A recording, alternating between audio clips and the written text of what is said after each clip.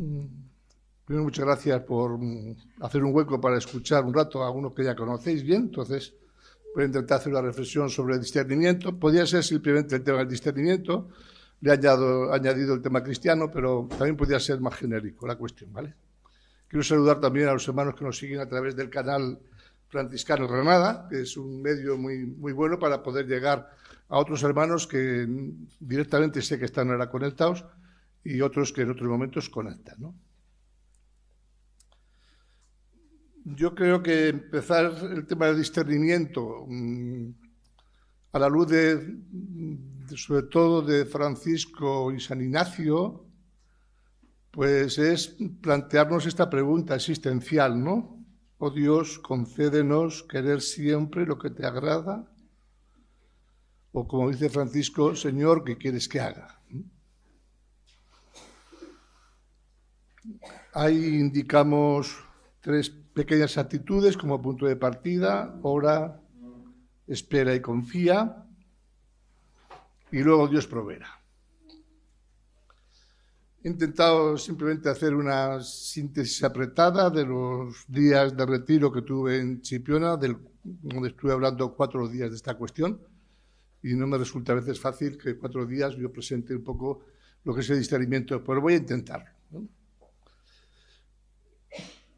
Primero, nos preguntamos qué significa discernir. Y creo que es un acto importante que concierne a todos, porque elecciones hacemos todos los días, hacemos muchas decisiones. Uno elige la comida que va a hacer, la ropa que se va a poner, el curso que va a hacer, el trabajo que va a realizar, las relaciones que va a tener cada día. En fin, estamos en un mundo de relaciones que en el fondo se sitúan dentro de un proyecto de vida que en el fondo quiere manifestar cómo va a ser nuestra relación con Dios. Por eso nos ponemos en el fondo a la escucha del Espíritu. Y en el Evangelio, cuando se habla de discernimiento, siempre se habla de imágenes tomadas de la vida ordinaria, de la vida de Jesús. Describe cómo el pescador selecciona los peces buenos de los malos, o el mercader que se identifica con las perlas de mayor valor, o aquel que está arando en el campo y se encuentra con un tesoro. Bueno, pues lo podéis leer en el capítulo 13 de San Mateo, que no voy a entrar en él, aunque sería bueno tenerlo también como referencia. Quiero incidir en que el discernimiento se hace en la vida ordinaria, que el hombre que trabaja en el campo, los pescadores que selecciona los peces, etcétera, es un ejercicio de inteligencia y de voluntad que involucra toda la vida de la persona, los afectos, los sentimientos, las emociones. Y bueno, pues ahí en esa búsqueda y en esa acción realizamos especialmente momentos cruciales de nuestra vida que tienen momentos trascendentales que merece la pena que conozcamos para poderlos orientar del modo más adecuado y de la manera más exigente. En este camino vamos a tener la mano del Espíritu que nos va a acompañar y va a ser el que nos vamos a dejar llevar por él y por su santa operación, que nos diría nuestro hermano Francisco de Asís. Para entrar, por consiguiente, discernir es optar por lo que construye el reino de Dios, un proyecto de paz, de justicia, solidaridad y amor para la humanidad, para que acaezca en este mundo presente y culmine en el futuro de Dios, ¿no? Discernir y elegir son 2 palabras complementarias, interrelacionadas. Discierno aclarando mi mente y examinando mis motivaciones, y elijo a la luz de lo visto en el discernimiento. Por ello tenemos que discernir en el nivel humano y no solo espiritual, hermana Victoria. Como incorporar lo humano y lo espiritual. Bien. Para hacer un buen discernimiento, me parece que es importante elegir esas palabras que nos aclaran un poco la luz que ilumina nuestra vida interior, y la luz que ilumina nuestra vida interior no es otra que la conciencia, que indicaré enseguida cómo la define el Vaticano II. La conciencia es elegir a la luz de la fe lo que el Espíritu nos sugiere. Tenemos que saber discernir bien a nivel humano y a nivel espiritual, ambas cosas, incorporarlas. Y cuando discernimos es porque nos faltan directrices, normas, leyes, algo que realmente nos abre tantas encrucijadas que no sabemos muy bien por dónde seguir, ¿no? Por eso, discernir es optar. Y al optar, evidentemente, tenemos que hacer la elección adecuada. Por eso la conciencia va a ser la voz de nuestro ser que se expresa. Es esa voz la que va indicando cuando algo de lo que se realiza acerca de nosotros nos lleva a ser felices. Esa voz, el espíritu, necesita de criterios para poder actuar. Esos criterios son los valores, ¿no? Sobre el tema de los valores, Enrique Gervilla escribía el lunes un artículo largo en el periódico. ¿Qué dice el Concilio en Gaudium et Spes de la conciencia? Pues que la conciencia es el núcleo más secreto y el lugar sagrado del hombre, que es el lugar donde se siente uno a solas con Dios, cuya voz resuena en el recinto más íntimo y que uno, sobre todo, tiene que ser, en última instancia, fiel a su conciencia, que está por encima, lógicamente, de toda ley, mandato, norma jurídica o de otra índole. También lo señala Dignitatis Humanae en el número 3. Por consiguiente, la conciencia nos ayuda a descubrir ese camino felicitante hacia el que queremos caminar como meta, y ese camino felicitante, de alguna manera, expresa esa voz interior. La conciencia podría ser esa pregunta de Francisco: habla el Señor contigo, escucha. Es ese camino interior donde uno se pone en la escucha para descubrir esos criterios que nos ayuden a discernir las compulsiones buenas de las malas, positivo de lo negativo, porque ambas cuestiones van a estar confluyendo permanentemente en nuestro interior. Por eso decimos que los criterios para actuar desde la conciencia se centran mucho o de modo muy concreto en los valores. Valores son esas cosas positivas, esos elementos de bondad y de reconocimiento que entran dentro de un estado, de un modo de vivir en la vida cotidiana según pues, los derechos fundamentales de las personas o los derechos fundamentales también de la dignidad del ser humano o en el marco de las bienaventuranzas, si lo queremos ver desde la perspectiva bíblica. Evidentemente, entrar en los valores es entrar en la diversidad de las culturas y también la necesidad de que esas culturas sean de alguna manera significativas, ¿no? Respecto de los valores, habría que decir que son esos valores fundamentales y universales. Una cosa es ser un valor universal y una cosa es tener un valor trascendental. La vida es un valor universal. Por encima del valor universal, que es la vida, yo puedo entregar mi vida por un valor trascendente. Luis, creo que de este tema estáis trabajando en la teología también en este momento. Por consiguiente, la vida es un valor universal, pero la vida, por encima del valor universal, está la entrega generosa, una entrega por los demás, Maximiliano Kolbe.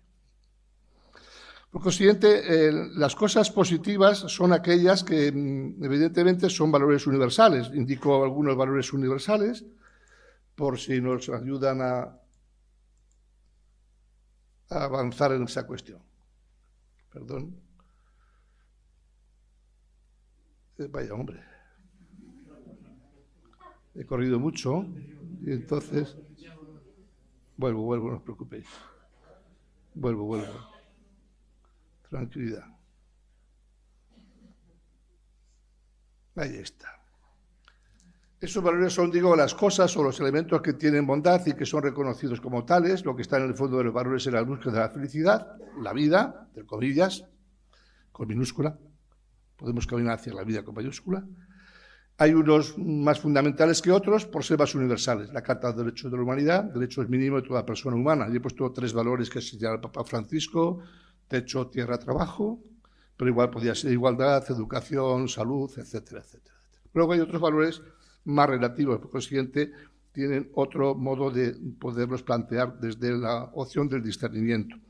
Es muy importante, evidentemente, valorar la relación de unos valores con otros y el hombre, evidentemente, cae en el encuentro con los valores que no es dueño ni de sí ni de los demás, ni es dueño de la hermana tierra a la cual debe de servir, cuidar y custodiar.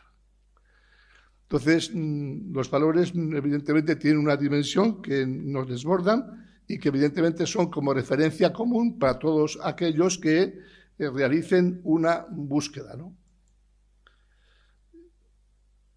¿Qué ocurre? Que junto a los valores también acontece a pari la experiencia del mal, los contravalores, ¿verdad? Es la experiencia que es fruto también de nuestra propia libertad. Somos seres libres, pero a veces optamos por los contravalores, es decir, nos negamos a nosotros mismos y negamos también la vida de los demás. Esta es una inclinación al mal y a nivel de experiencia religiosa, que es lo que llamamos el pecado. Es una de las cuestiones pendientes que quiero algún día tratar despacio con vosotros. La formación consiste, por consiguiente, en formar lúcidamente para escoger la vida frente a los impulsos de muerte de nuestro interior y de la sociedad. Esos impulsos de muerte tienen muchos nombres. Simplemente voy a indicar algunos impulsos de muerte, como serán todos los fetiches que va creando la sociedad moderna, ¿no? Fetiches de toda índole. Bien, lo cual significa que cuando nos acercamos al tema del mal, pues tenemos también que plantearnos las opciones por la vida. Y tenemos que hacer permanentemente un discernimiento y una elección. La vida no se puede entender como algo individualmente o marginada de la vida de los otros. Yo soy yo y mis circunstancias, ¿verdad? Y el que está en capacidad de optar por la vida se interesa por la vida de los demás, en tanto en cuanto. Y hacer de este objetivo un proyecto, una elección, es lo que hemos de realizar a través del proyecto personal de vida y a través del proyecto comunitario, porque en el fondo todos somos buscadores con ese montón de interrogantes a los cuales queremos, pues bueno, de alguna manera responder. Y hay 5 actitudes básicas que me parece que son claves, muy humanas, no en tanto muy espiritualoides como solemos a veces tender, a la hora de hacer el discernimiento, que son como la base, el fundamento de lo que nosotros queremos trabajar. Voy a indicarlas y a desarrollarlas un poquito. La primera actitud básica es trabajar equilibradamente y saber descansar. Paremos un momento ahí. El trabajo constituye para el ser humano, el Homo faber, algo elemental. La primera actitud es saber trabajar, lo cual implica desempeñar con esmero y con dedicación, pues una de las posibilidades que nuestra vida nos ofrece, trabajar con nuestras manos. Pero vivimos en una sociedad que nos está haciendo, atención, adictos al trabajo. Y también adictos a la cronometrada vida, donde tenemos todo muy controlado y tenemos que sacar una cierta productividad, una sociedad que evalúa el trabajo tanto que evidentemente agota. Y cuando se agota nuestra vida, no dejamos tiempo al descanso. Por consiguiente, los nutrientes necesarios para recuperarnos no los ponemos a nuestro alcance, desgaste físico, psicológico y espiritual. Si no me doy tiempo para nutrirme, no sé trabajar, evidentemente, de modo adecuado, porque mi vida estará desarticulada, estará prácticamente sin control. Es muy común entre nosotros escuchar que estamos muy cansados, que no tenemos tiempo, o cuando tenemos tiempo lo metemos en una actividad muy veloz, que hace que no descansemos. Pensamos en el fin de semana y el fin de semana nos metemos en una vorágine de cosas, de viajes, de historias, que al final pues eso nos produce mucha dificultad. Pero avanzo porque esto, bueno, tendría otro tratamiento mayor, pero simplemente apunto ideas. En segundo lugar, construir el amor. Es la segunda actitud que decía Freud. Trabajar y amar son las 2 cualidades del ser humano para poderse desarrollar. A ver, hacer el amor no es igual, ni mucho menos, que realizar fácticamente el acto sexual. Hacer el amor implica entrega, donación, búsqueda del placer de la pareja si procede, pero hacer el amor sobre todo es una capacidad de confianza y de autoestima alta para construirse desde dentro en el amor. Al hablar, por consiguiente, de construirse en el amor, es de abrir un horizonte amplio donde hay que poner, evidentemente, nuestra mirada precisamente en el otro y en los otros y cuidar el otro y los otros en ese amor, porque lo que no se cuida, me habéis escuchado, se descuida. Y por eso un amor que debe irradiar todo lo que es en la vida propia y en la vida de los demás. Ese es construir un amor que no puede hacerse simplemente desde una perspectiva simplemente ecológica, armonizada, sino que también necesita un trabajo muy personal y muy en relación con los otros.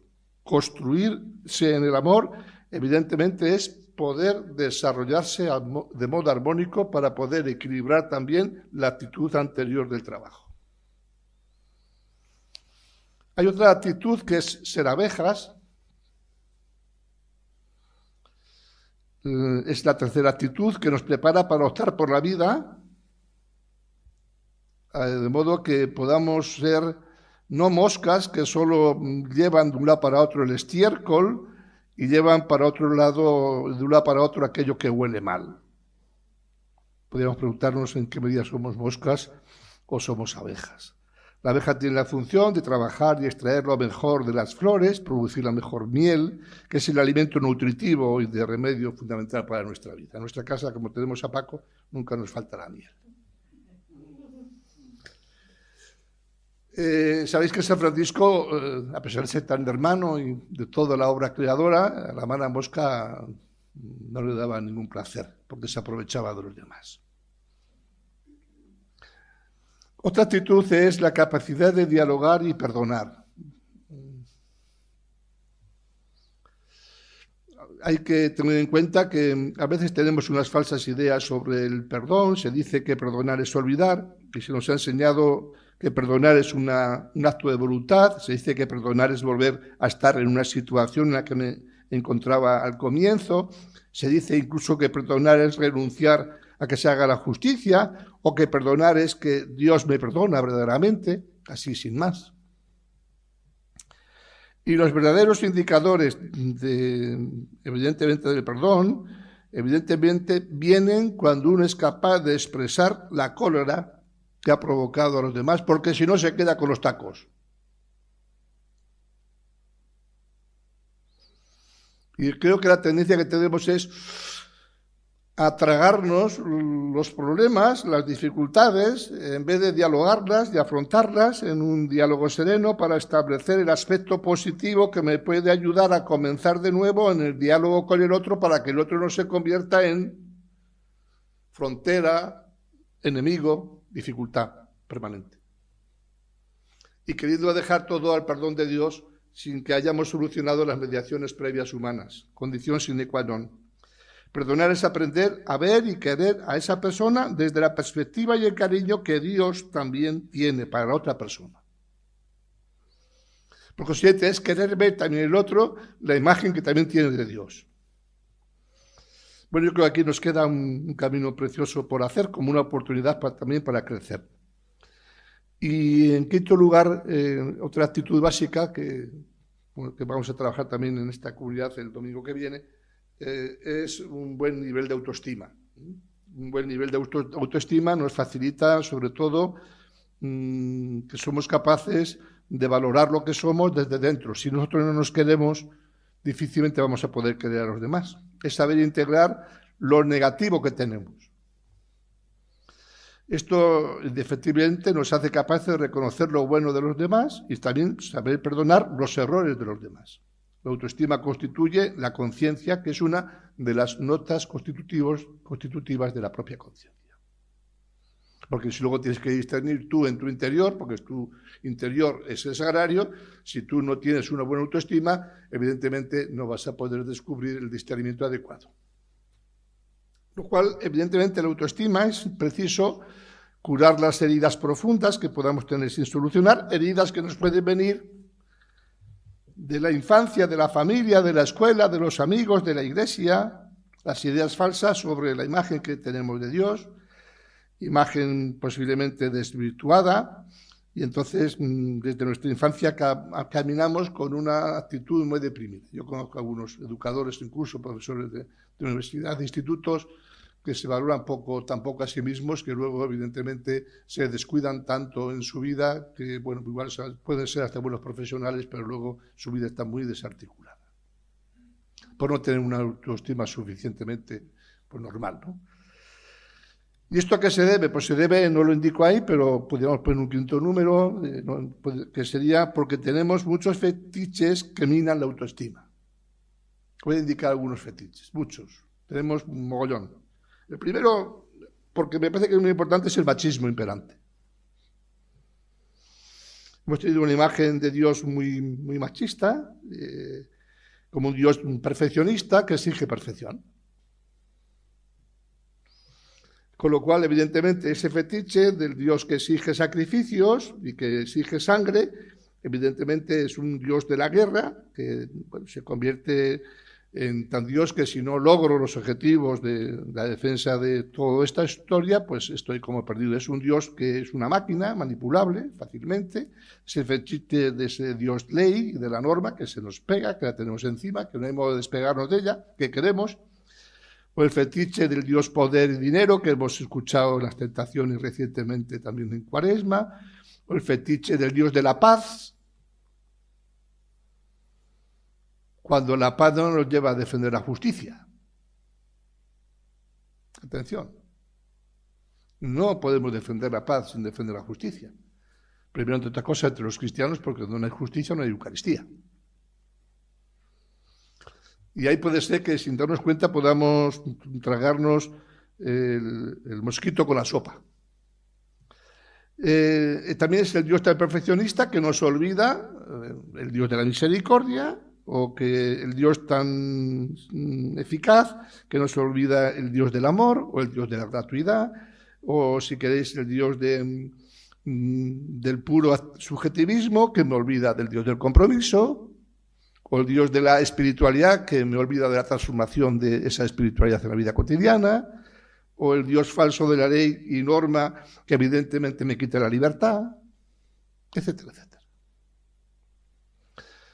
Veis que todo lo que voy diciendo son como elementos de discernimiento que en nuestra vida pues acontecen como más frecuentemente de lo que nos imaginamos. Me podía casi haber quedado ahí, pero quiero dar una visión un poco más amplia del asunto y un poco más desarrollada. Unos ejemplos de discernimiento. Ignacio de Loyola y Francisco de Asís. Pongo a Francisco de Asís porque antes que Ignacio, Francisco ya en el siglo XIII hizo su propio discernimiento. De hecho, tenemos una obra muy bonita de Julio Rand, publicada, El discernimiento de Francisco de Asís. Y lo quiero poner a paralelo y por eso he puesto dos modelos de cómo actúa Dios en nuestra propia existencia, en nuestra propia historia concreta. ¿Recordáis el tema de San Ignacio? Que fue herido en la pierna en una batalla y estando herido, pues comenzó a leer. ¿Y qué ocurre? Pues que lo único que tenía para leer era el libro de santos. Y no le atraía nada la lectura de los libros de los santos. A él le gustaban los libros de caballerías, todo lo que estuviera orientado hacia lo que era en el fondo su profesión, lo que quería trabajar. Pero leyendo estos relatos de los santos, a falta de pan, buenas son tortas, Ignacio descubre un estilo que poco a poco le va atrayendo de Dios y le invita ese estilo de los santos que le va atrayendo de Dios a cambiar de vida. Durante este tiempo, Ignacio fue descubriendo en su interior que había una alternativa de pensamientos. Cuando pensaba en las cosas del mundo se sentía fascinado, pero cuando pensaba en las cosas de Dios se sentía lleno de emoción. El mundo le dejaba cierto vacío, las cosas de Dios y de los santos le iban llenando el corazón de paz y de serenidad. Suscitaba en él cierta resistencia, eso de leer la vida de santos, pero luego se convierte para él como el camino para descubrir la obra de Dios en su vida. A Francisco le pasa lo mismo, el tema del leproso, ¿verdad? Lo que antes para él resultaba dar el rodeo ante las situaciones de marginación y de pobreza, pues cuando se encuentra con el Señor y en esas preguntas, en esa búsqueda de los primeros años de Francisco, ¿no? Cuando va buscando la respuesta que Dios quiere para él, Señor, ¿qué quieres que haga? Pues lo que para él antes era era amargo se le convierte en dulzura del alma y del cuerpo. En ambos casos hay un proceso de conversión a través del discernimiento para responder a aquello que agrada a Dios. Bueno. Los elementos de discernimiento. Primero, la familiaridad con el Señor, la oración. La oración es indispensable para el discernimiento espiritual, porque nos remite siempre a descubrir la intimidad del Señor o de Dios. Es decir, nos descubre la necesidad de ser amigos de Dios. Santa Teresa de Jesús diría ser amigos fuertes de Dios. Esto nos ayuda a alejar los miedos y las dudas, y esto nos ayuda a discernir, que no es cosa fácil, de esas situaciones en nuestra vida donde perdemos ese horizonte de ser amigos íntimos de Dios. Primero, porque igual Dios no es amigo nuestro. O no hemos tenido con él una relación infantil, ¿no? De comunicación de abad, de papaíto. Entonces, cuando eso no acontece, evidentemente, el ejemplo del joven rico, ¿no? Que a pesar de tener todo su cumplimiento de todos sus mandamientos, su corazón estaba dividido entre él y las riquezas, entre su amor y las riquezas, diríamos, y pesaron más las riquezas que el amor. Por consiguiente, es indispensable la oración, la vida espiritual, porque nos permite entrar en la intimidad con el Señor y ser amigos fuertes de Dios. Nos ayuda a alejar los miedos y las dudas. Por eso la oración tiene el extraordinario poder de transformar lo imposible en posible. La pregunta que tendríamos que hacernos es ¿cómo es nuestra oración? ¿Verdad? Avanzamos. Evidentemente, en el discernimiento es clave el conocerse a sí mismo, ¿no? Nuestra personalidad, nuestros deseos más profundos, siempre fatigosos, ¿no? Siempre, cuando decimos que Dios es don y tarea, sí, el don es de Dios, pero la tarea es nuestra. Y lo que nosotros no hagamos no lo va a hacer Dios. Con lo cual, el conocerse a sí mismo es descubrir todo eso que sentimos y pensamos y que nos ayuda de alguna manera a vivir en libertad. Cuando no nos conocemos suficientemente, estamos prisioneros de la esclavitud. Un instrumento valiosísimo, por consiguiente, para conocerse, es hacer el examen de conciencia, tan importante en los ejercicios de San Ignacio, ¿verdad? El examen de conciencia diario, para poder reorientar también nuestra vida cada día y no ir por otros derroteros. Porque a veces podemos estar también seducidos y engañados, y por eso hay que distinguir lo que realmente es importante y bueno y de lo que realmente me perturba en la orientación de este camino que quiero seguir. Podríamos tener como referencia el salmo que leíamos hoy en la liturgia, esta mañana, ¿verdad? Salmo 138, tú, Señor, me sondeas y me conoces. Para que quede ahí como referencia, por si quisiéramos tener un espacio de silencio y ahondar en cómo es el conocimiento que tenemos de nosotros mismos, sabiendo que Dios nos conoce mejor que nosotros mismos. Otro elemento es el deseo.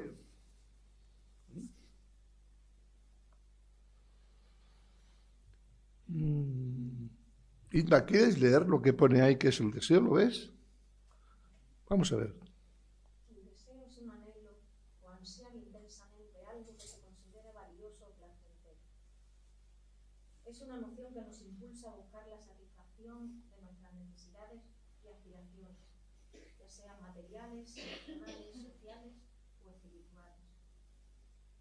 Los deseos pueden variar desde deseos simples y momentáneos hasta deseos más profundos y duraderos. Los deseos pueden motivarnos a actuar y perseguir metas, pero también pueden generar insatisfacción si no se cumplen. Aprender a reconocer y gestionar nuestros deseos de manera saludable es esencial para encontrar un equilibrio en nuestra vida y bienestar emocional. Gracias. Supongo, hermanos, del canal YouTube que habéis escuchado lo que ha leído Isma, pero si no, lo desarrollo un poquito más yo, ¿vale? El deseo es el anhelo, ¿no?, de perfección que nunca tendrá cumplimiento en esta vida. Vamos de deseo en deseo, de cima en cima, de horizonte en horizonte. Jesús muchas veces, antes de cumplir un signo, interpela a la persona sobre su deseo. Al ciego de Jericó le pregunta: ¿qué quieres que haga por ti? ¿Qué deseas? Es muy valioso, evidentemente, en el tema del deseo, a diferencia de una emoción efímera, esas renuncias también que hemos de realizar en nuestra vida para conseguir el deseo que aspiramos. Evidentemente, antes de cumplir un signo, siempre se interpela a la persona sobre su deseo, como indico en el mensaje de Jesús, ¿no? En el texto de Nicodemo y también de Juan 15, ¿no? O también el deseo del Salmista 41, como busca la cierva corrientes de agua, así mi alma te busca a ti, Señor. Tengo sed de Dios, del Dios vivo, ¿no? Tengo deseo de Dios, ¿no? El deseo de Dios. Y el Señor siempre nos pregunta, ¿no? También. Y por eso tendremos que dejarnos preguntar también nosotros cuáles son nuestros deseos, esos deseos intensos, ¿no? Que nos impulsan en muchas dimensiones de nuestra vida. Avanzo porque se nos hace de noche. Otro elemento en el discernimiento es el libro de la propia vida. Qué bonito, ¿no? Hay algunas personas, y estoy pensando en ellas, que suelen tener la costumbre de escribir en su diario. Es el diario de la vida, que incluso lo coleccionan como si fuese lo más secreto de su vida, lo más íntimo, lo que ha rastreado su vida, porque de vez en cuando ese diario de la vida es lo que le confecciona luego el proyecto de vida. Una cosa que se aprende a veces de pequeños o en algunas etapas de la vida, luego lo olvidamos, pero bueno, todos conocemos, yo conozco a algunas personas que justo ese libro de la propia vida es lo que luego le lleva a elegir las grandes opciones de la vida, cuando de vez en cuando se vuelve a ellas, incluso se retoman elementos sustanciales de esa historia de la vida al hoy, porque me ayudan a crecer, o me ayudaron a crecer en su momento. Por eso la propia vida supone sobre todo el ejercicio de la lectura de lo que uno es por dentro y por fuera, esos instrumentos valiosos que a mí me ayudan para discernir, ¿no? Por aquello que me ayudó y me puede ayudar a hoy. Y aunque mire hacia adelante en el horizonte del deseo, yo puedo estar mirando por el retrovisor elementos de atrás que incorporo a hoy. Eso que se dice, ¿verdad?, a raíz del nuevo milenio, que se incorporó prácticamente a la reflexión, mirar el pasado con agradecimiento, vivir el presente con pasión y mirar el futuro con esperanza. Ocurre también que en estas cuestiones de la propia vida puede acontecer que te aparezca ese deseo o esa cuestión de que no valgo para nada, de que no soy nada, de que todo han sido límites, de que a mí no me han tratado bien, y entonces que nunca haré nada bueno, el sentido pesimista que todos encontramos y nos encontramos a veces en ello, o esa mirada de mente en donde uno se encuentra juzgado, condenado, ¿eh? Bueno, yo creo que necesitamos también en el libro de la propia vida dejar que la presencia de Dios me purifique, ¿no? Y que esa purificación de la presencia de Dios me ayude, como se dice también tantas veces en el canto, mirar la vida con otros ojos. Aún te queda camino, elegir tu propia vida. Descubrir la acción de Dios que obra discreta y silenciosamente en nuestra propia existencia. Lógicamente, para eso hay que ponerse en una actitud también de escucha. Vamos para adelante. La materia de discernimiento, la desolación. Estoy siguiendo elementos troncales de los ejercicios también de San Ignacio. ¿Y qué es la desolación? Por decir alguna palabra así que nos resulta familiar, el Evangelii Gaudium, cuando el Papa Francisco, jesuita, nos habla de cómo vivimos en un mundo donde muchas veces da la impresión de que vivimos desde la acedia, ¿no? La indiferencia, el cansancio, los días grises, la depresión, la angustia patológica. Esa situación en el fondo de nuestra vida de tristeza, de satisfacción propia. Bueno, pues quien no vive en muchos momentos algunos aspectos de esto, ¿no? Bueno, que si lo afrontamos bien y somos humildes puede ser un buen motivo para crecer. también desde ahí, desde la propia dificultad de la desolación. Porque también la desolación es una llamada a la gratuidad, a no buscar jamás la gratificación emotiva meramente.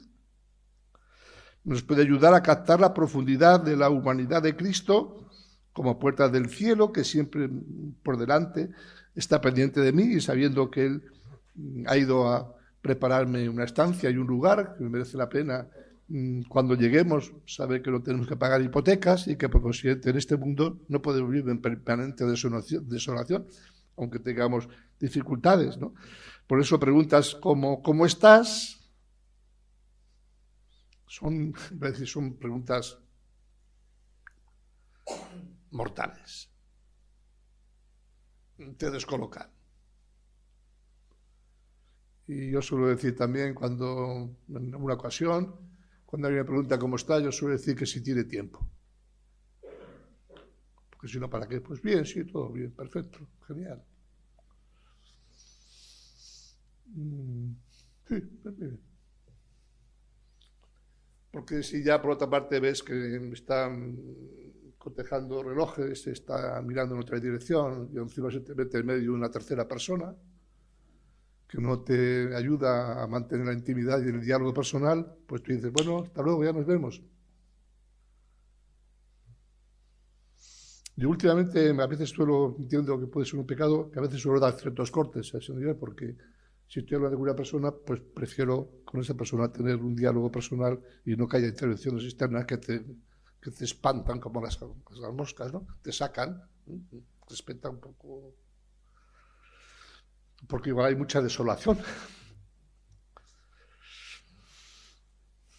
Los momentos de oscuridad son parte del camino. Si sabemos leerlos y rezarlos, pueden ayudarnos a madurar y a apuntar más arraigadamente en nuestra propia fe, permanecer fuertemente unidos a Dios, ¿no? ¿Por qué estamos desolados?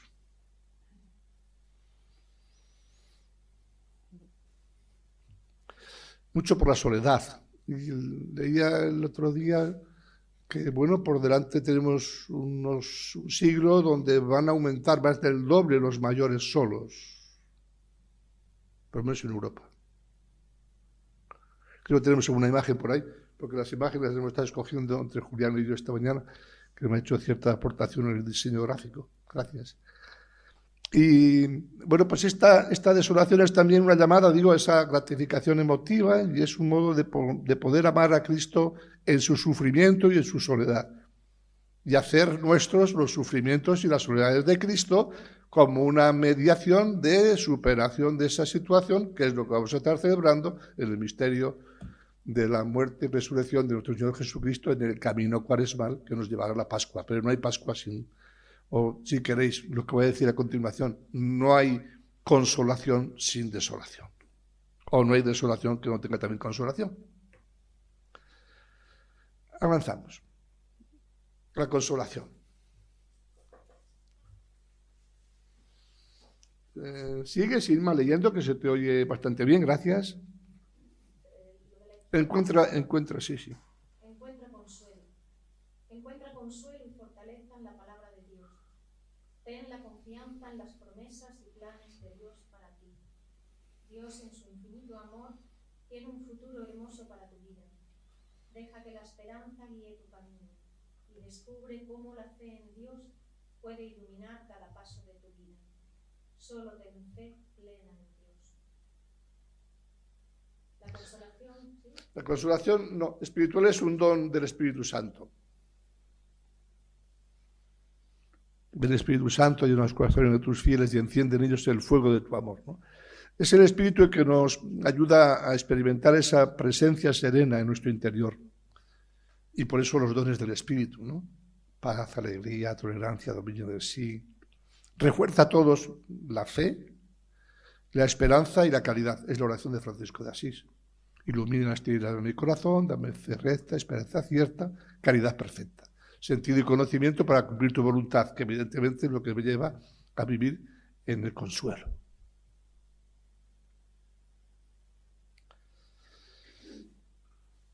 ¿Y cuál es la consolación verdadera? Se trata de que nos demos cuenta que lo que nos pasa es indicio de que la gracia de Dios está trabajando en nosotros y nos ayuda a crecer en libertad interior. Cuando hay libertad interior, se manifiesta en la alegría y la paz y en la serenidad. La verdadera consolación, bueno, la desarrolla también, como luego indicaré, Francisco en sus admoniciones, que en el fondo las admoniciones de San Francisco, que son las 28, yo repartí las 28 admoniciones a los ejercitantes de Chipiona, a los 45 hermanos, para que en los tiempos de silencio pudieran leer también a la luz del discernimiento las admoniciones de San Francisco. Esa va a ser la penitencia que os voy a dejar luego, para que si queréis leerlas y profundizar después, como es fácil acceder a ellas, las podamos también cotejar porque nos ayudarán a ello. Por consiguiente, es importante examinar el origen y la verdad de nuestros pensamientos, confrontarlos y darnos cuenta de lo que nos pasa, que es un indicio de la gracia de Dios. La consolación verdadera nos confirma en el camino de Dios. Y nos confirma en el camino de Dios cuando en nuestra vida hay armonía. ¿Y por qué tenemos que recurrir muchas veces a situaciones psicológicas? Porque en nuestra vida hay desarmonía, ¿verdad? O si queréis, en el lenguaje musical, en nuestra vida, en la verdadera consolación, hay una sinfonía armónica. Qué bonito. En el fondo, la Pascua es la sinfonía de Dios. Bueno, aquí nos vienen a la memoria, bueno, pues todos los textos de las bienaventuranzas, cuál es el verdadero consuelo, ¿no? Los pobres, los sencillos, etc. Avanzamos y quisiera que juntos leyéramos esta oración conocida de Francisco, porque nos habla precisamente de cómo vivir en la armonía entre la desolación y el consuelo, ¿no? Y cómo entre la desolación y el consuelo, al final, lo que priva sobre todo es la paz, la verdad, la unión, la fe. Leamos juntos. Señor, haz de mí un instrumento de tu paz. Odio, ponga yo amor. Donde haya ofensa, ponga perdón. Donde haya discordia, ponga unión. Donde haya error, ponga verdad. Donde haya duda, ponga fe. Donde haya desesperación, ponga esperanza. Donde haya tinieblas, ponga vuestra luz. Donde haya tristeza, ponga yo alegría. Oh Maestro, que no me empeñe tanto en ser consolado como en consolar, en ser comprendido como en comprender, ser amado como en amar, pues dando se recibe, dando se encuentra, perdonando se es perdonado, resucita a la vida eterna. Amén. ¿Y cómo decidimos en el discernimiento que la decisión es adecuada? Porque de la desolación a la consolación, de la consolación a la decisión. Que no avanza, retrocede. El discernimiento no es para quedarnos en el lugar en el que estábamos, ¿verdad? Uno de los signos de la buena decisión, hemos indicado, es la paz duradera con el paso del tiempo, la armonía que nos da fervor, aún en la cruz o en la dificultad. Otro signo es la gratitud que experimentamos por los bienes recibidos de Dios, la generosidad que tenemos con el Señor y con los hermanos y que nos sale con cierta prontitud, ¿verdad? Todos tenemos alados santos de la vida cotidiana. A mí me gusta pegarme a algunos porque me enseñan mucho y junto a ellos siempre recupero muchos elementos positivos en mi discernimiento. El hecho de sentirnos libres frente a la propia decisión tomada es estar abiertos para poder cambiar y renunciar a aquellas cosas que son apegos y que, bueno, puedo trabajarme precisamente para decir, me he trabajado en este asunto, he avanzado, es una buena decisión. Incluso los demás nos lo hacen ver a veces, ¿no? que nos lo dicen, ¿no? Con lo cual lo agradecemos, porque eso fortalece también la buena como la mala decisión. Es la confianza en Dios que es indispensable para poder siempre tomar nuevas decisiones, ¿eh? Porque permanentemente en la vida tenemos que ir tomando decisiones, pequeñas y grandes.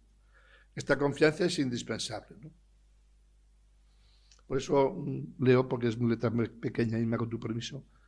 Estás a punto de tomar alguna decisión, pero tu corazón carece de paz, porque si carece de paz, en tiempo de turbación no hagas cambios. Stop. Detente, si con sinceridad le pides dirección a Dios en todo, y su Espíritu Santo te guiará. La paz de Cristo será la confirmación y siempre terminarás tomando buenas decisiones. Bueno, pues ahí tienes algunas citas para fortalecer esta reflexión. Y qué lindo cuando el tiempo te confirma que tomaste una buena decisión.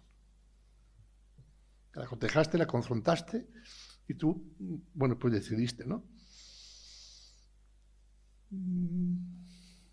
Yo vengo acompañando en esta comunidad ya muchos años, a la comunidad, el grupo de San Francisco, dentro del grupo de San Francisco, la comunidad fraterna, y la comunidad fraterna, los 2 últimos años de su formación, hablamos de 7, 8 años de proceso, desde 18 años en adelante, 7 años, de proceso de compromisos temporales hasta la etapa de discernimiento. La etapa de discernimiento dura 2 años. Solemos estar 2 personas acompañando esta etapa. Bueno, pues en esa etapa de discernimiento, bueno, pues qué lindo, ¿no? Cuando uno ayuda a alguna persona a discernir para tomar la decisión adecuada. Recuerdo un hermano nuestro, que no voy a decir el nombre, porque lo conocéis, en esas reuniones de 8 o 10 hermanos de discernimiento: oye, mira, igual te vendría bien que pensaras cambiar de dirección porque estás ahí entretenido, no encuentras trabajo, estás haciendo chapuzas, te pagan 4 berras, no sé qué, eres inteligente, tal. Plantéate igual prepararte una oposición, prepárate ir dándole vueltas y tal. Pues bueno, todo este asunto lo pensó, lo dialogó con quien tuvo que dialogarlo, cambió de dirección y bueno, pues hoy es educador, estupendo, un hombre pues buen educador, porque veíamos realmente que él no hubiera ido por ahí, se hubiera perdido quizás en otro tipo de cosas, pero no es ahora mismo un educador y un buen catequista, felicitante en su vocación.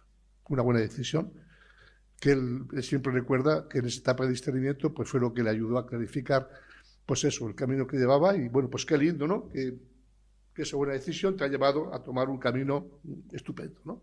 Con dificultades, pero estupendo. Bueno,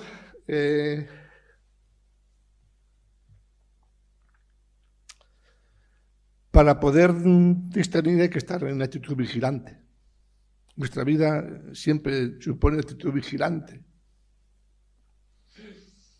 Nosotros cuando conducimos solemos decir eso también, ¿no? Danos, Señor, mirada vigilante y mano firme para llegar al destino sin causar daño a nadie ni que nadie nos lo cause. Mirada vigilante, ¿no? Bien, es una actitud esencial en el proceso de discernimiento, de la vigilancia, saber lo que pasa dentro de nosotros. Hay una parabolita chiquitita, un versículo del Evangelio nada más, que no sé si os acordaréis de él, porque todos nos acordamos de las parábolas gordas y grandes, pero de las parábolas pequeñas, ¿quién se acordará? Con lo chulísimas que son. ¿Quién se acordará de las pobres parabolitas? Hay una parábola, a mí si alguno se acuerda, de qué Evangelio está, será muy difícil. No pasa nada, es una parabolita que está desaparecida. Es la parábola del portero, ¿os suena? Es un versículo nada más. Es precioso. Bueno, pues lo encontraréis en Marcos 13:33. ¿Cuál es la función del portero? Vigilar, cuidar, dejar pasar, saber quién tiene que entrar, quién tiene que salir, hacer una función subsidiaria, lo que puede hacer no mandarse a los demás. Y Jesús dice, igual que el portero, vosotros vigilad. No es un controlador, es un mediador, un cuidador, un facilitador, ¿no? la parábola del portero, ¿no?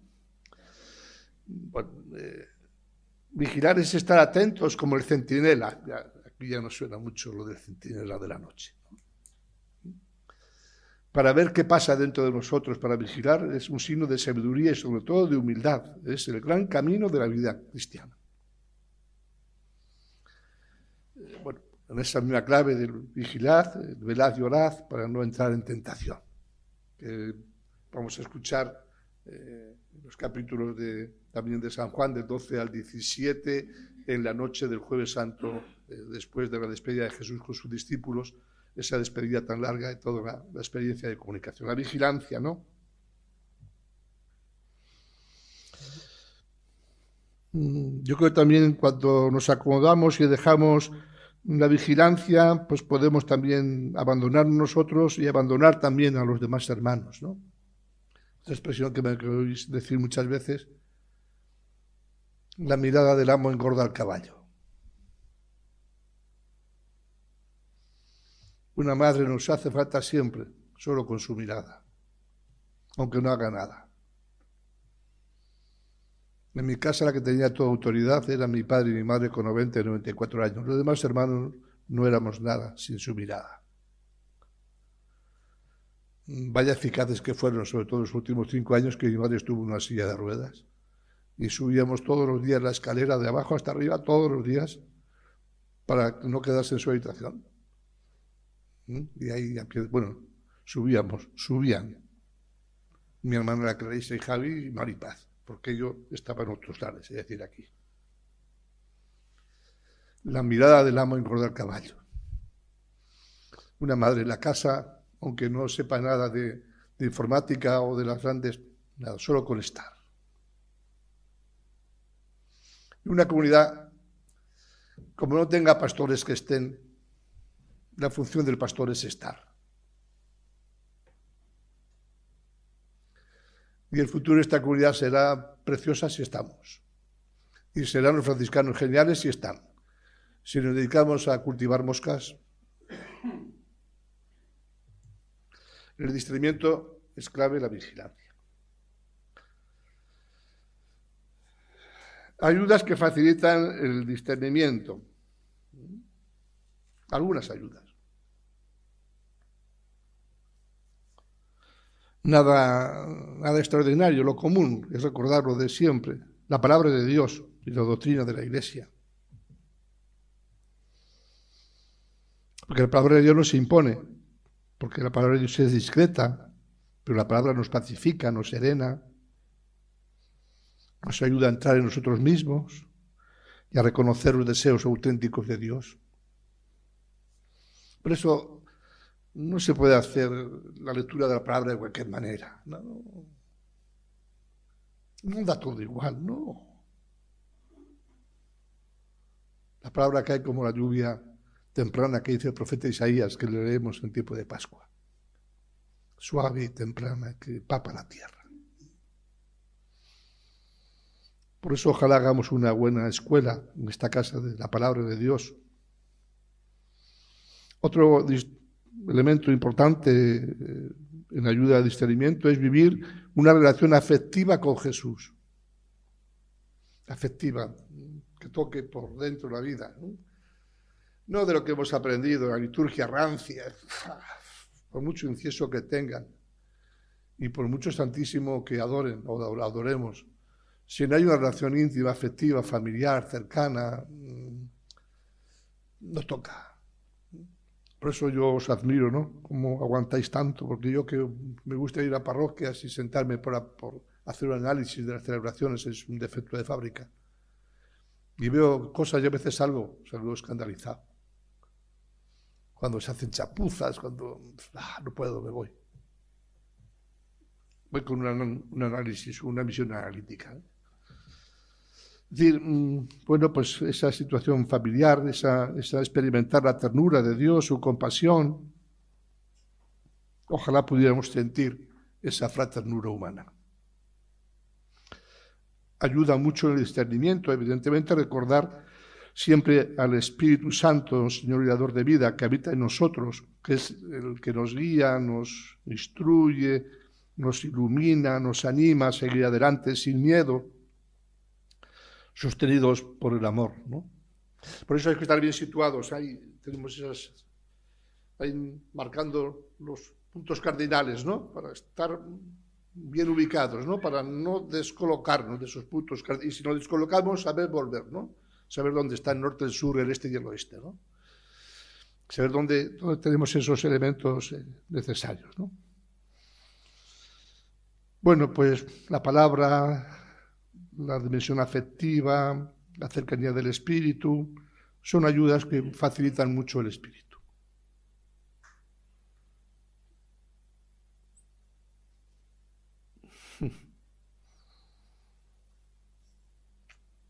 Esto no lo iba a poner porque me iba a alargar, pero quiero decir dos cosas de ellos y espero acabar a menos 20, como está previsto en nuestro más o menos en una hora.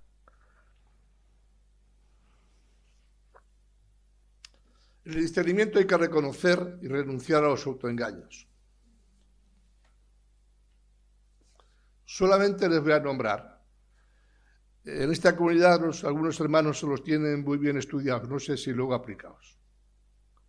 Nosotros lo hemos estudiado mucho en la etapa de discernimiento, justo en esos 2 años que os digo. Les nombro nada más. Voy a señalar 8 autoengaños que nos impiden hacer un buen discernimiento. Primero, yo los he puesto ahí porque se alarga todo. El primero es buscar la claridad intelectual plena para tomar una decisión. Nunca la vas a tener. Primero autoengaño. Como no tengo claridad plena, no me decido. O te decides o te deciden. Segundo, entender la llamada de Dios como algo voluntario. Entonces te puede estar llamando todos los días, pero como es algo voluntario, tú nunca te la aplicas. Tercer autoengaño. Concretar los compromisos que se van a hacer en la vida sin haber definido qué vas a hacer con la vida. Muy común, sobre todo en algunas etapas jóvenes. Concretar los compromisos que se van a hacer en la vida sin haber definido qué vas a hacer en la vida. Otro autoengaño, cuarto. Fijarse demasiado en las propias limitaciones. No valgo, no puedo, no, me da miedo. Quinto autoengaño. El engaño del futuro. Cuando yo. Está siempre en el futuro sin vivir el presente. Aunque hayas leído el Evangelio, hagamos una fiesta ahora mismo, porque este hijo nuestro le hemos encontrado. Fiesta, canto. Ahora mismo, aquí, sin más. Si el hermano mayor viene bien y si no, que se quede. Hagamos una fiesta. Otro autoengaño. El miedo a equivocarse impide la decisión vocacional. No me hago cura y franciscano porque bueno, me equivoco. Por eso no se mete nadie de cura y de franciscano. De franciscano menos, de cura uno más. Como si a eso me equivoco, pues mejor lo probar. Séptimo, proyectar en dificultades extremas los inconvenientes para no responder.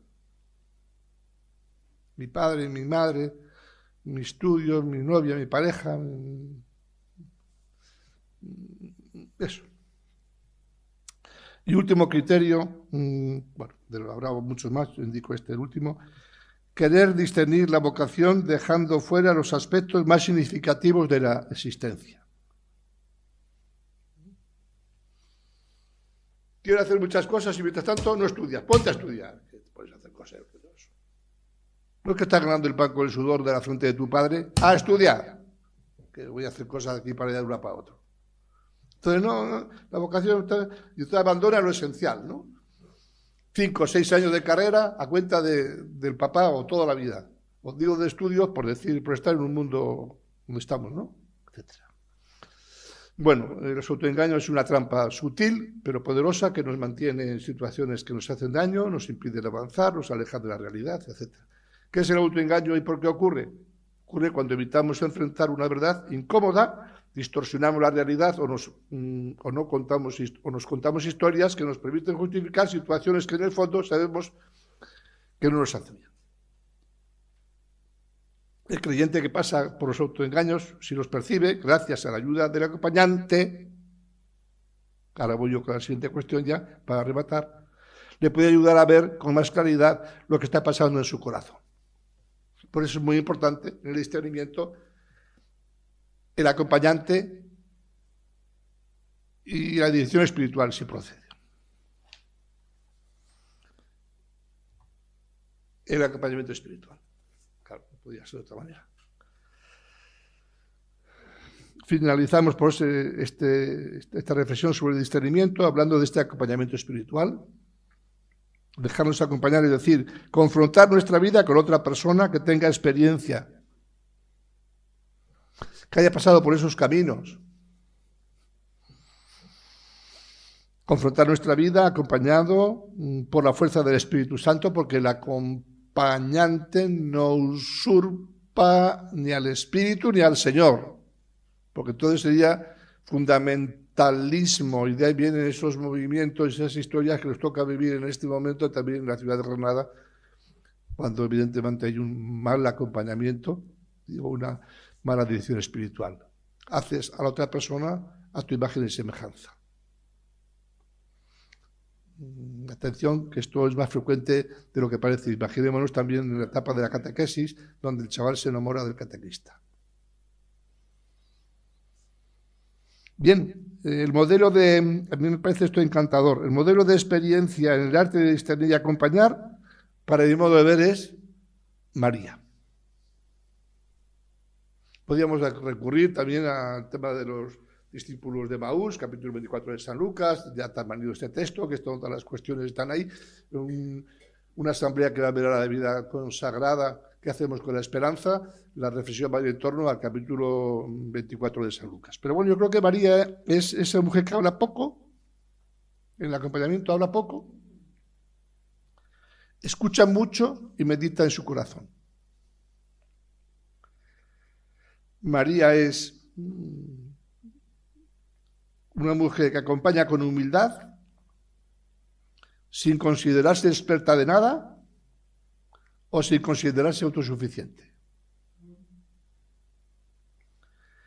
Y María es esa discípula y misionera que nos enseña a no tener miedo, a alabar a Dios en cada circunstancia de nuestra vida y a hacer todo lo que Él nos diga, que es el capítulo 2, versículo 5, en la boda de Caná. Creo que María es un estupendo modelo de acompañamiento, o si queréis, de vida espiritual. ¿Qué me queda ya? Pues simplemente decir que el discernimiento en la espiritualidad franciscana queda como recogido en muchos de sus elementos muy bien en las 28 admoniciones de San Francisco. Que, bueno, pues que también sería motivo de otra reflexión, pero algún año lo haremos. Francisco resume como en esas bienaventuranzas recogidas, en ese proyecto felicitante de los valores por excelencia del seguidor de Jesús, en las admoniciones. Bueno, pues tenía algo previsto, pero lo vamos a dejar ahí. Yo agradezco mucho que seamos capaces de pararnos, hacer stop, reflexionar sobre estas cuestiones, que tampoco solemos estar muy acostumbrados a ellas, pero que creo que nos van a facilitar mucho una vida comunitaria fraterna, si queréis sinodal, asamblearia, porque también el discernimiento comunitario nos va a ayudar a discernir por dónde tenemos que seguir caminando y seguro que nos irá muy bien. Muchas gracias.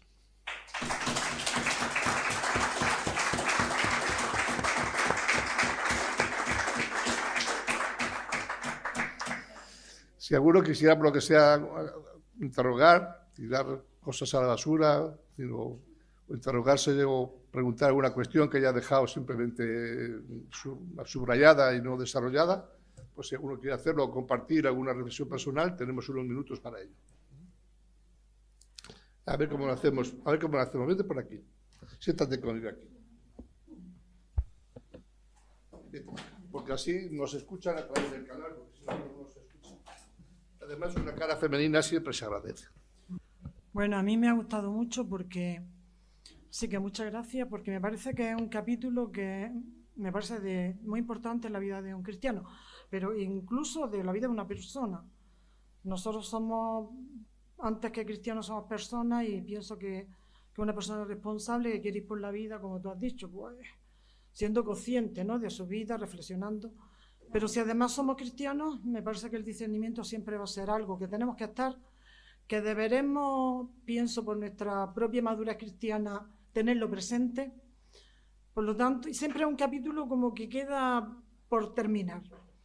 Como no quiero yo hacer, porque tú lo has dicho todo muy bien, yo no quiero decir nada más porque está todo dicho, solamente quiero destacar unas cosas que me han llamado la atención. La primera es que en las oraciones de San Francisco, que nos acompaña a nosotros, pues, desde que estamos aquí, ¿no? La oración por la paz de San Francisco, que todos la conocemos, que es extraordinaria, ya en sí es un compendio de todo un discernimiento en lo que tenemos que caer en la cuenta para seguir a Jesús. Pero también para mí ha sido muy importante, personalmente, me ha acompañado mucho la oración pequeña de Oh alto y glorioso Dios, porque la he vivido con una intensidad en los momentos que la he necesitado. Entonces, destacar eso. Y otra cosa es que cuando tenemos que discernir y estamos en una tesitura difícil, porque todos hemos pasado por la vida por esos momentos, pues a mí me ha gustado mucho lo que has dicho. No te equivocas si pones tu confianza en Dios. También tengo que decir que a mí me ha pasado, y a quien no, supongo, porque somos todos ya personas adultas, que a veces tenemos dificultades que no sabemos, pero si de verdad hemos puesto la confianza y esa cercanía con Dios, con Jesús, para mí es un camino, desde luego, que es infalible, vamos. Creo que es lo mejor. En la dificultad, Señor, pongo mi confianza en ti. Así que muchas gracias. Sí. No digo nada porque es que ya genial.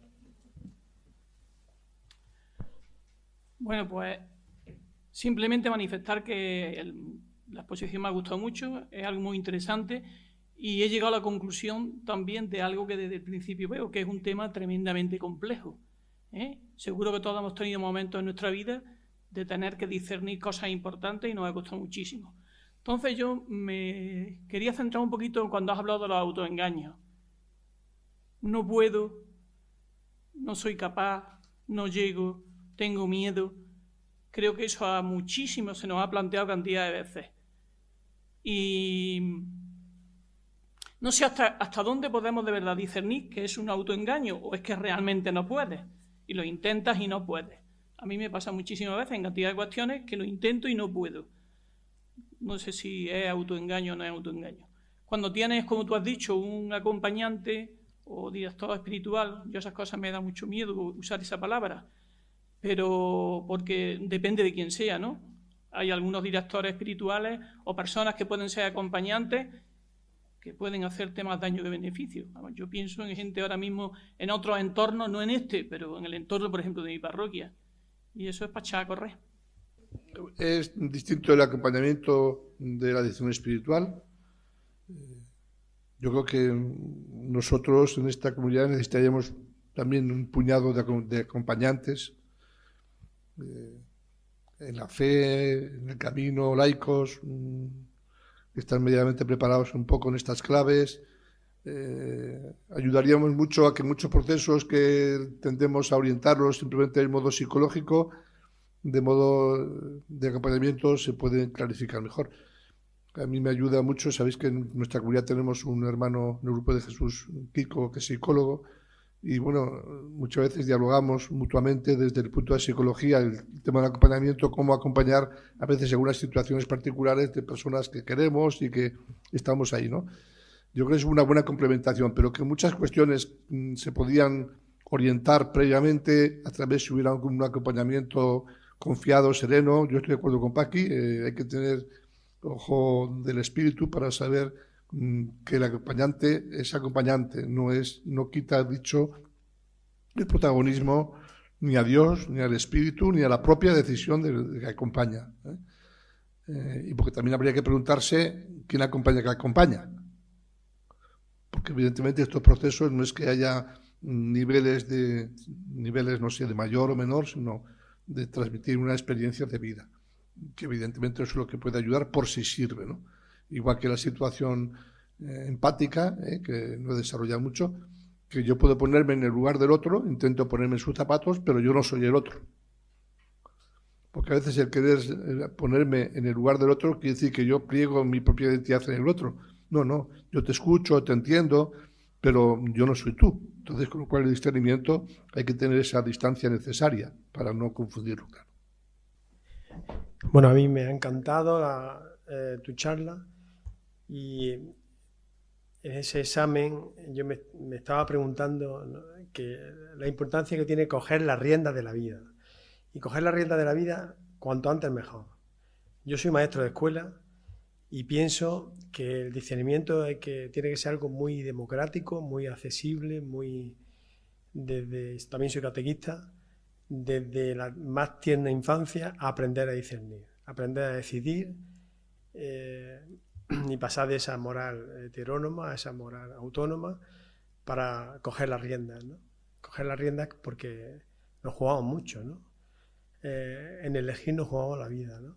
Y entonces mi propuesta, con todo lo que me refresca a mí este tema, es adelantar y ampliar y anclar este tipo de discernimiento en las edades y hacerlo muy presente siempre a nivel personal y comunitario. Gracias. ¿Lo dejamos ahí? Pues muchas gracias. Vamos a seguir orando porque la oración es un ingrediente, un discernimiento para clarificar por dónde el Señor nos lleva. Por eso normalmente en esta casa, siempre que tenemos un encuentro, intentamos ponerlo bajo la mirada del Espíritu o del Señor a través de su santa operación. Nos ponemos de pie y acabamos rezando. Padre nuestro, que estás en el cielo, santificado sea tu nombre. Venga a nosotros tu reino. Hágase tu voluntad en la tierra como en el cielo. Danos hoy nuestro pan de cada día. Perdona nuestras ofensas, como también nosotros perdonamos a los que nos ofenden. No nos dejes caer en la tentación y líbranos del mal. Amén. Vamos a seguir bendiciendo con la bendición que el Señor nos regaló a través de Francisco, de tomada del libro de los Números. También deseo que todos los que nos escucháis os sintáis bendecidos y bendigáis también a los que tengáis en vuestro entorno. Que el Señor nos bendiga y nos guarde. Amén. Haga brillar su rostro sobre nosotros y nos conceda su misericordia. Amén. Vuelva su mirada a nosotros y nos conceda la paz. Amén. La bendición de Dios Todo-Bondadoso, Padre, Hijo y Espíritu Santo, descienda sobre nosotros. Amén. Bendigamos al Señor. La próxima semana nos encontramos con nuestro hermano Paco sobre el cántico de las criaturas. Buenas noches y buen descanso.